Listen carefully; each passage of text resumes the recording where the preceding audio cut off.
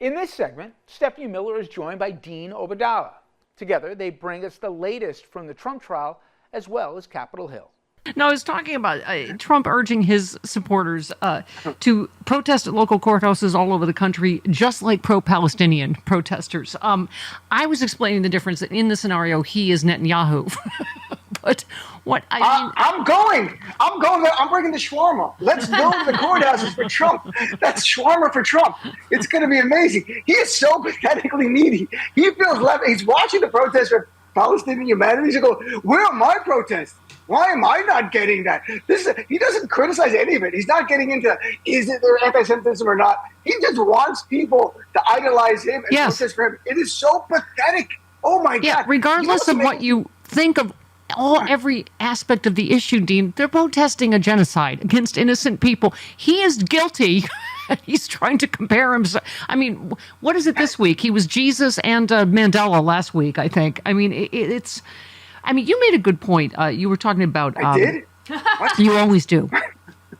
But Ro Khanna voted against the Israel aid, and he said it was a stance against a blank check to Netanyahu. And you always make that distinction, too. You know, he said we wanted to make it clear there has to be a change in strategy and no more famine and suffering in Gaza. You know, and I know you say it all the time, criticizing the policies of Netanyahu is not anti-Semitism. Many Israelis agree with you, right? Sure. Look, there are certain people who completely understand that. There are others who don't really want you to criticize anything about Israeli policy, so they'll throw out, oh, it's anti-Semitic. I think that's kind of losing its traction. I think people are getting it because it's so in our face with this conflict in Gaza. But look, there should be conditions on anyone we're giving foreign aid to, that we're giving our military weapons to, that you can't violate human rights laws. And technically there really is the Foreign Security, I think, Assistance Act, I think it's called. But it's not specific, in this case, with Israel. I'm all for giving Israel the Iron Dome. Netanyahu, even though I despise Netanyahu, the Iron Dome, it protects people. My fiance's family lives in Haifa. They're Palestinians. They were born there. But so when Iran was firing missiles at Israel, my fiance was running around freaking out because she was fearful for her family's going to get killed. Yeah. And I share that. So I live in this bizarre world where there are Palestinians living in Israel. 20% of the country are Palestinians. And in Iran, they could kill my family in the West Bank. Their missiles don't know any better. They're not that sophisticated. We need a global peace solution. And I think solving the Palestinian crisis with a state for the Palestinian people is a big step in pulling away the passion of those who are really, truly anti-Israel. They're like, well, there's a Palestinian state now. Let's focus on building that up and make it economically sustainable and thrive. And also you're part Sicilian, so you're just a hot 23andMe mess. I don't... You are just... By the way, I did 23andMe. I'm exactly what I claim to be.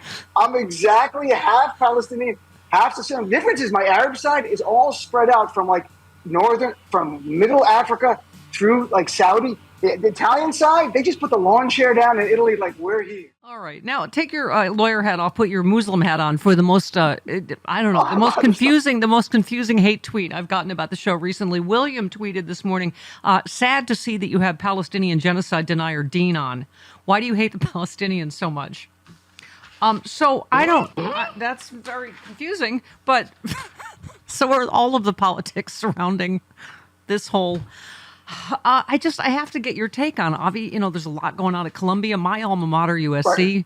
We just talked about, this week you tweeted USC calls off all speaker appearances at the 2024 commencement after canceling its Muslim valedictorian speech. USC is so committed to ensuring a student who's pro-Palestinian humanity not be permitted to speak.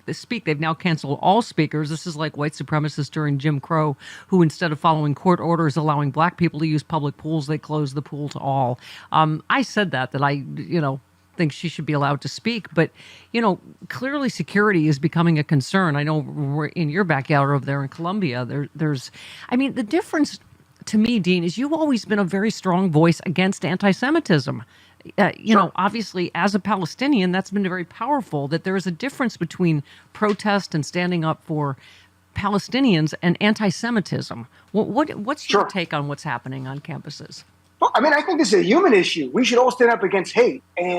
And I posted this morning, and I've read articles in the past during other conflicts, that there is no place for anti-Jew hatred on the side of Palestinian advocates or Palestinian humanity. If you hate Jews, we don't want you. I don't want you advocating for my family in the West Bank if you're a Jew hater. Yeah. And so to me, that's the number one thing. Make it clear, your criticism, make it about the policy. Use the name Benjamin Netanyahu because it's his policies and his military. And this week alone, I shared stories of heartbreaking of children killed playing foosball in a refugee camp in a daytime military drone strike. CNN did a great reporting of it, showing the family crying after the bodies were literally picked up. There was no defense of that. Talk about that. That's what moves people. This girl was 10 years old. Her name was like Shadi. And you're like, these are the stories. Don't demonize Jews for the actions of Netanyahu.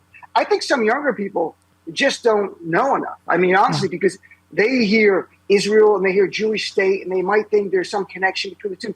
I can assure you, Netanyahu is not looking at the religious text before he orders a military strike on Gaza.